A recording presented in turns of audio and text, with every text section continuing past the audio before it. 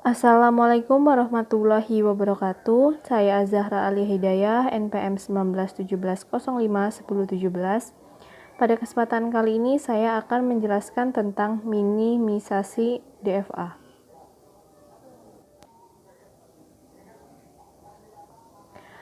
Minimisasi DFA adalah tugas untuk mengubah DFA menjadi DFA setara yang memiliki jumlah status minimum.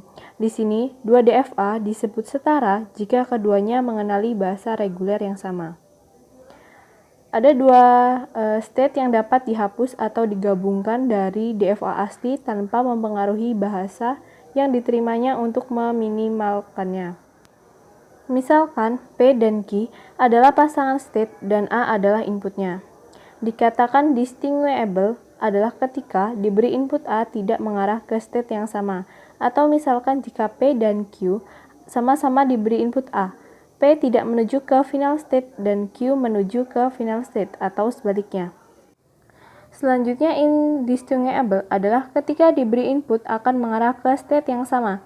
Misalkan P dan Q diberi input A, P menuju ke final state dan Q menuju final state, atau P tidak menuju final state dan Q juga tidak menuju final state.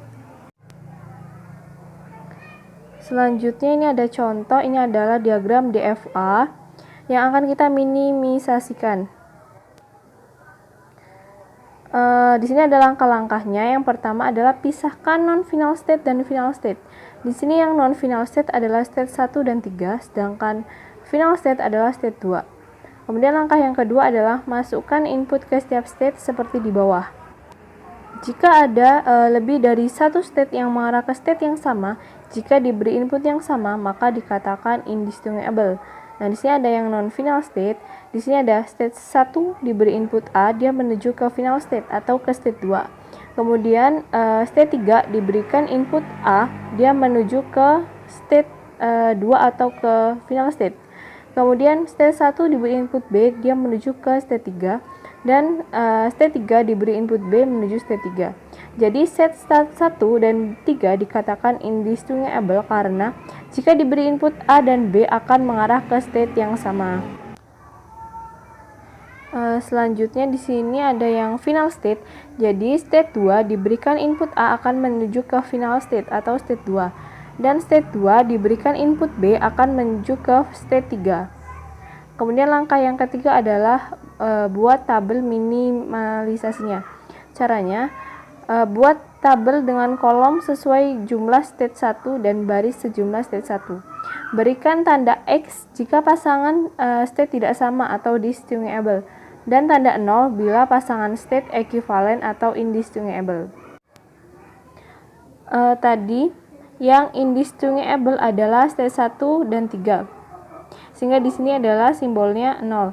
Kemudian state 1 dan 2 dia distinguishable karena state 2 adalah merupakan state final state, sedangkan 1 tidak. Kemudian untuk pasangan state 2 dan state 3 dia distinguishable karena state 2 adalah final state sedangkan state 3 tidak. Kemudian langkah yang terakhir adalah membuat transition diagramnya.